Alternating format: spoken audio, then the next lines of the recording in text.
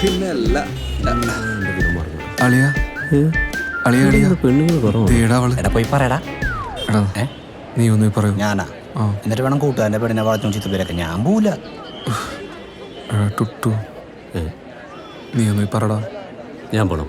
ആ പോയാലോ? അവനൊരു ഗേൾഫ്രണ്ട് വേണം. കൊളാക്കോ? ഒരു സംശയമില്ല. ചേച്ചി പ്ലീസ് ഒന്ന് അകലേക്ക് വരുമോ? എന്തിനാ?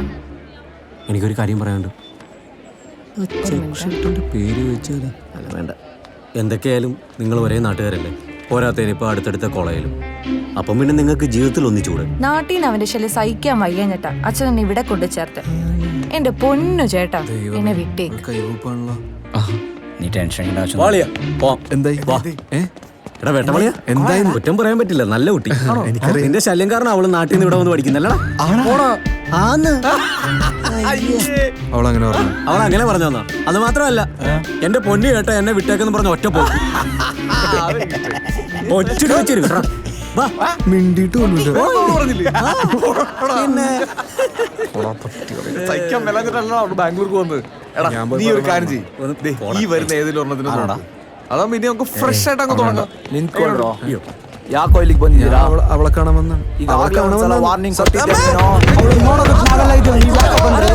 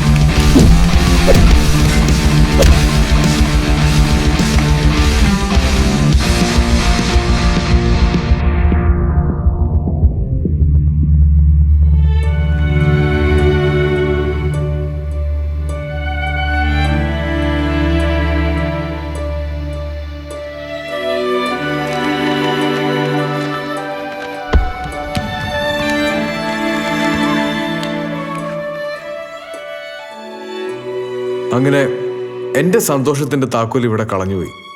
അല്ലെങ്കിൽ നമ്മളാണുങ്ങൾ ഇങ്ങനെയാ.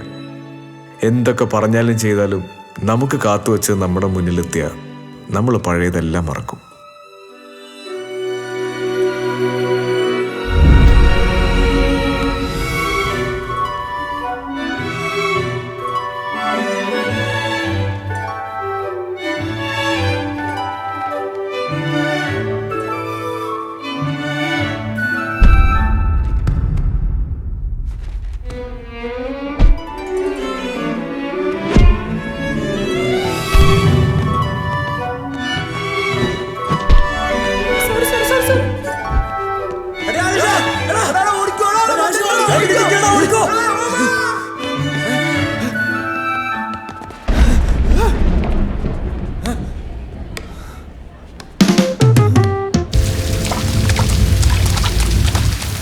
തോന്നിയ നേരത്തെ ചെക്കൻ്റെ വരവ്.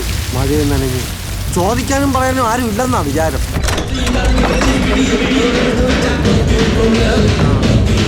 നനഞ്ഞുണ്ടല്ല.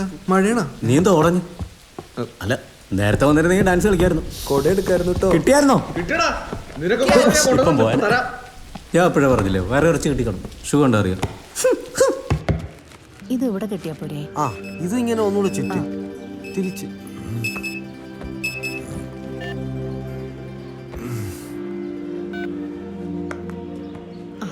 ശരി, ഇങ്ങോട്ട് കേട്ടല്ലേ? അതെ.